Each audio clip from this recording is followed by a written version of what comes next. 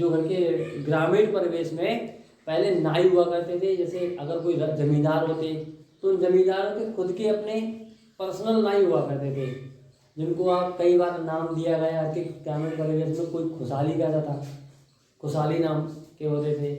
ऐसे मतलब एक नाम रख दिया उनका कि ये, और ऐसा नाम रखा जाता जो थोड़ा सा मतलब मजाक टाइप का हो, उसकी मजाक बना रहे हो, ऐसा नाम रखते, कोई बढ़िया नाम नहीं सोच के रखते थे। तो चंदू नाम का एक बच्चा था जिसके पिताजी नाई थे। तो चंदू के पिताजी नाई थे, तो उसके पास भी वही व्यवसाय आएगा जो उसके पिताजी रखते हैं।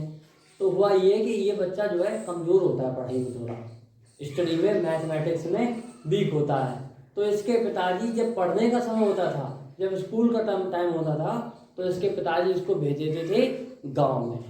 जो हाई कास्ट के लोग थे उनके यहाँ जाओ और उनके यहाँ सेविंग करके आओ, ठीक है।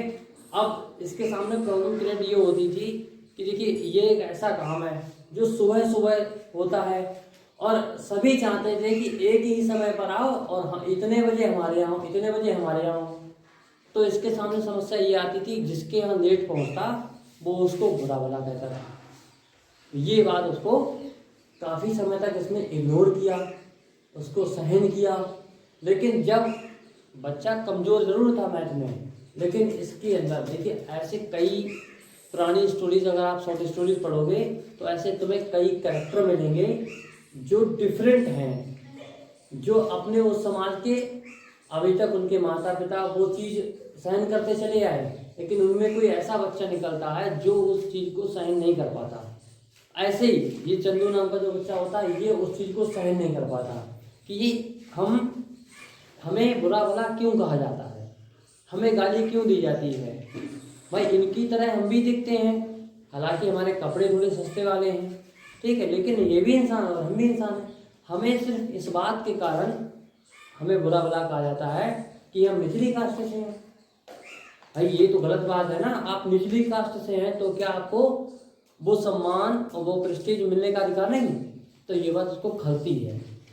जब ये थोड़ा बड़ा हो जाता है, तब जब आपके साथ लगातार ऐसा हुआ, तो कोई भी व्यक्ति उस चीज़ को फिर किसी न किसी ने उसका निर्णय जरूर करता है। एक दिन चंदू निर्णय करता है कि अब हम एक काम करेंगे। उसके दिमाग में मूड में आता है कि ऐसा करते हैं, किसी भी व्यक्ति के यहाँ सेविंग करने जाएंगे ही नहीं। अब वो किसी के यहाँ सेविंग करने नहीं जाता। एक दिन हो गया तो उसको सब गाली देते हैं, उल्टा सीधा बोलते हैं, नहीं दूसरे दिन भी नहीं जाता। जब ऐसे कई दिन हो जाते हैं तो पता चलता है कि चंदू ने अब सेविंग करना छोड़ दिया है। अब देखिए नाई एक ही था, आसपास के क्षेत्रों में नाई थे, तो चंदू ने वहाँ जाकर, उन जगहों पर जाकर के उन व्यक्तियों से मुलाकात की जो दूसरे उसके व्यवसाय के रिलेटेड लोग थे, संबंधित लोग थे, और उनसे कहा कि ये काम छोड़ो, हम लोगों को जो सम्मान मिलना चाहिए बिल्कुल नहीं मिला। ऐसा करते हैं, हम लोग एक यूनियन बनाते हैं और हम अपने क्षेत्र में अभी सेविंग करने का काम कुछ दिन के लिए छोड़ देते हैं, फिर देखो क्या हाल होता है। वही होता है गांव में। स्टोरी में लिखा कि चंदू ने इतना समय के बाद तक सेविंग नहीं की जब गांव में लोगों के चेहरे मतलब बिगड़ गए। किसी की मूछें इतनी बड़ी हो गई कि पूरा बाबा लगने लगा, यानी डिफरेंट। भाई सेविंग नहीं करेंगे, जो लोग बहुत चमक धमक से रहते थे, अब कपड़े तो बहुत अच्छे पहने हुए, लेकिन सेविंग न होने के कारण, हेयर कटिंग सैलून वाले के नहीं जाने पाने के कारण उनका वो हाल हो गया कि वो मतलब दुर्दशा हो गई उनकी। तो अंततः इसके यहाँ खुद इसने अपनी एक शॉप रखी, उसका नाम रखा, और उस शॉप पर जाकर के लोग इसके यहाँ जाते थे, तब सेविंग कराते थे। फिर इसने अपना जो सम्मान था, जो प्रेस्टीज जी, वो वापस ला पाया। तो इस तरीके से एक छोटे से बच्चे की कहानी है जो समाज में उन चीज़ों को सहन नहीं कर पाता, जैसे कि अपर कास्ट और लो कास्ट की जो बात होती है, और जिस तरह के जीवन यापन की बात, निचले स्तर के जीवन यापन की बात, उस चीज़ को सहन नहीं कर पाया, उसने उसका विरोध किया।